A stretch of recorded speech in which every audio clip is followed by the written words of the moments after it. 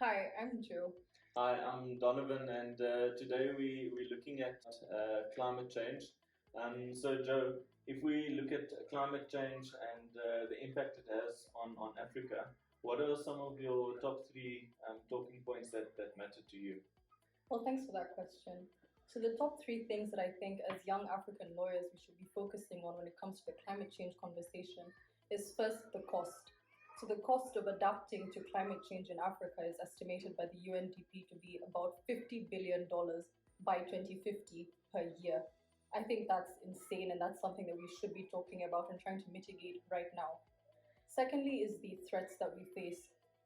And so, as we all know, Africa is one of the lowest emitters of pollution and other factors that contribute towards climate change. However, we face the largest impact when it comes to actual climate change in terms of drought and floods and things like that, which threaten our economies and sustainable livelihoods.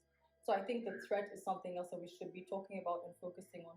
And lastly, are the opportunities that we have. So, Africa is one of the continents with the largest wealth of natural resources, and these could be harnessed in the conversation regarding climate change because these are things that we could focus on towards building a more sustainable future.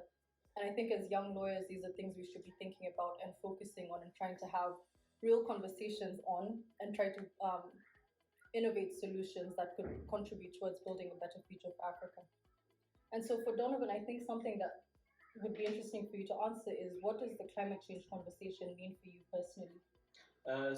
Thanks, Joe.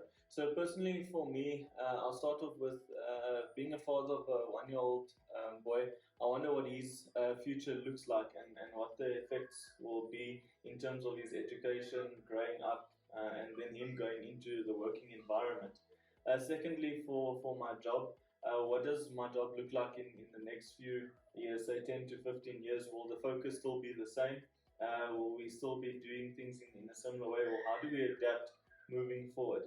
And then thirdly, I think something that a lot of us struggle with is understanding what we can do as individuals to try and reduce the rate of climate change and the effects we are having as individuals. Often we look at it as what a group can do, but if we don't start first focusing on what we can do as individuals, I think it's going to be quite a tricky way to go forward. So I think those are three of the main things that really are close to me when it comes to thinking about climate change and the future for me personally.